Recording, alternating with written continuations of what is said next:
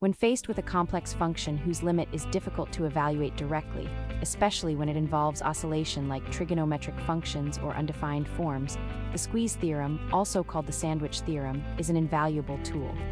It allows us to find the limit of a function by squeezing it between two simpler functions that share the same limit at a point. The theorem states, suppose that for all x in an open interval containing c, except possibly at x equals c itself, the following inequalities hold.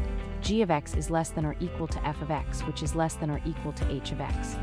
If the limits of g of x and h of x as x approaches c both exist and are equal to the same value L, then the limit of f of x as x approaches c must also be L. Why it works? Imagine g of x and h of x as two slices of bread. The function f of x is the filling, always lying between them. As x gets closer to c, both slices of bread, g of x and h of x, approach the same height L. The filling f of x trapped between them has no choice but to approach L as well. Applying the theorem involves key steps. First, identify the squeezed function. Recognize the function f of x whose limit is tricky to find directly.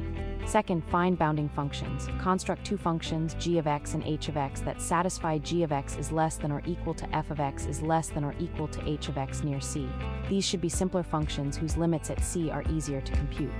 Third, evaluate bounding limits. Show that the limit of g of x as x approaches c equals the limit of h of x as x approaches c, both equal to L. Fourth, conclude, by the squeeze theorem, the limit of f of x as x approaches c equals L. Classic example, find the limit as x approaches 0 of x squared times sine of 1 over x. The function sine of 1 over x oscillates wildly between -1 and 1 as x approaches 0. Direct substitution fails and limit laws don't apply easily. Use the bounds of sine. -1 is less than or equal to sine of 1 over x, which is less than or equal to 1 for all x not equal to 0. Multiply all parts by x squared, noting x squared is greater than or equal to 0. Negative x squared is less than or equal to x squared times sine of 1 over x, which is less than or equal to x squared. Identify g of x equals negative x squared, f of x equals x squared times sine of 1 over x, h of x equals x squared. Evaluate the limits of the bounds. The limit as x approaches 0 of negative x squared equals 0, and the limit as x approaches 0 of x squared equals 0.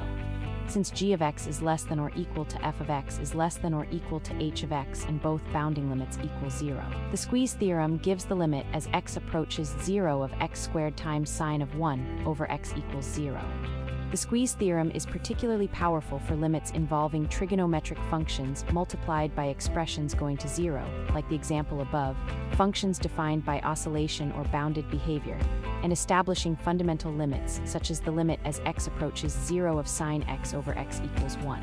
This video is part of our free calculus course for engineering students with over 100 subtopics to explore. Find the link in the description.